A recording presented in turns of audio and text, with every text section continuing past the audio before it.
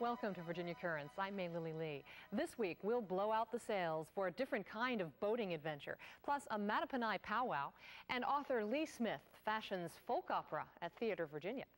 But first, Teresa Wall found a mission when her daughter died 3 years ago. Candace was diagnosed with a rare disease called Cockayne syndrome. It's an inherited disorder, a rare form of dwarfism, causing hearing and seeing disabilities, neurological problems, and premature aging in children. As a founding member of Share and Care Cockayne Syndrome Network, Teresa organized a retreat in Southwest Virginia for families dealing with the disease. It's Teresa's way of honoring her daughter's memory. There's just such a bond between these families. It's like we've known each other before. Mom! I do some. But I said, I can't wait till I get my hands on some of those children and get a big hug, because nobody hugs like a child with Cockayne syndrome. It's just something special about these children. Good. Good night. Good night. I love you. I love you too. You're so sweet. I'm so glad you came. This weekend is our annual retreat. They wanted to get together, to actually meet, see each other face to face. Good, but when she has one of these where she wakes up screaming in pain, It makes the families feel like they're not so all alone.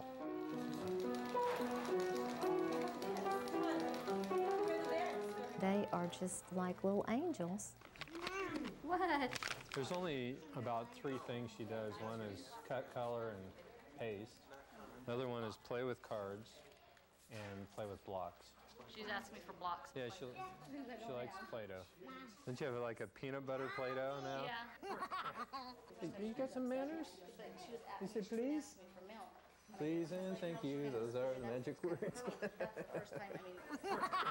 I didn't know what Cockayne syndrome was until, we got some information from the geneticist and started reading the articles, and it was devastating because it shortens their lifespan. It's a degenerative syndrome. They lose their vision, their hearing. It's a rare form of dwarfism. You're the Pillsbury Dope girl. You just get going from morning till night, don't you?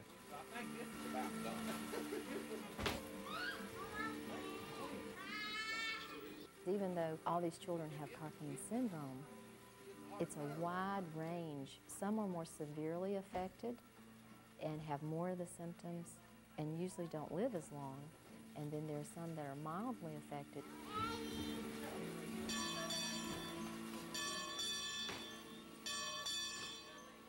There's Minnie Mouse. That was so special. Minnie Mouse was getting ready to go out of the park through a doorway, and one of the attendants with her saw Candace with that badge that said, "Give kids the world."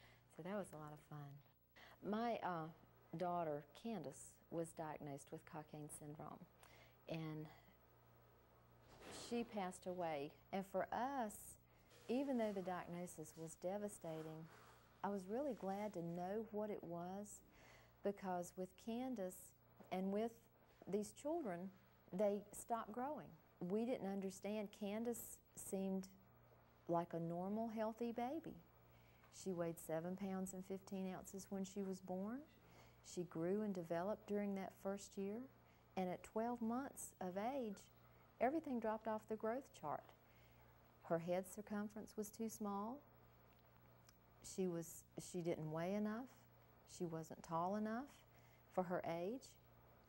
And it's like everything just stopped growing at that point. There are things that are worse than death.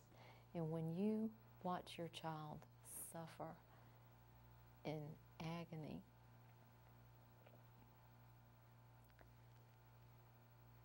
I even prayed for the Lord to take her because I couldn't stand to see her suffer anymore.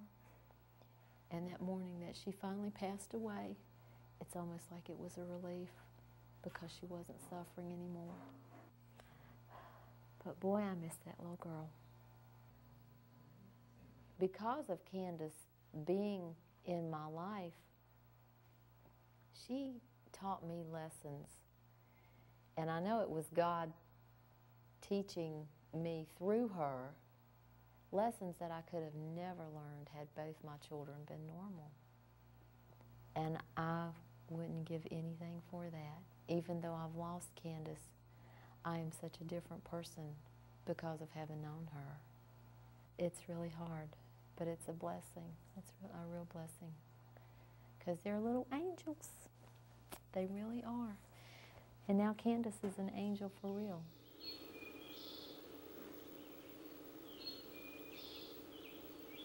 Ice cream's ready. Look at that, Bob. He's making ice cream in there. Bobby, move out of the way, honey. That's okay. She communicates with, you know, sign and some speech, and a lot with her eyes. You can tell what she wants sometimes just by the way she looks at you. You can watch her eyes and tell if she's feeling good or not, you know. Her eyes tend to cloud over a little bit when she doesn't feel well. Last night she was crying because her mouth was hurting.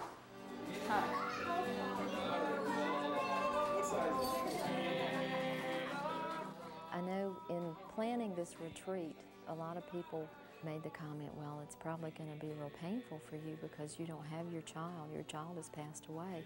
It is painful to see these children, but I really believe that things happen for a purpose. It's almost like I have a mission in life. It's like I know what my purpose is, and I feel like this is it. There have been times when I haven't always had this attitude. There have been times when I've screamed and hollered and been mad at God, but with God's grace, I know I'll be able to go on.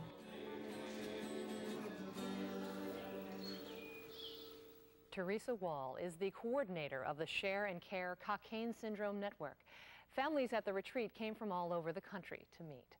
The chances of having a child with Cockayne syndrome are 1 in 250,000. It's a genetic disease requiring the recessive trait from both the mother and father. Mental retardation also affects these patients, yet it is said that during their shortened and medically plagued lifetime, children with CS are friendly, social, and happy. We never had to wait in any lines, which was nice because, of course, she's sensitive to the sunlight. Anytime the attendants would see that badge, they would come over and just dote all over and really give her special attention. That was a lot of fun.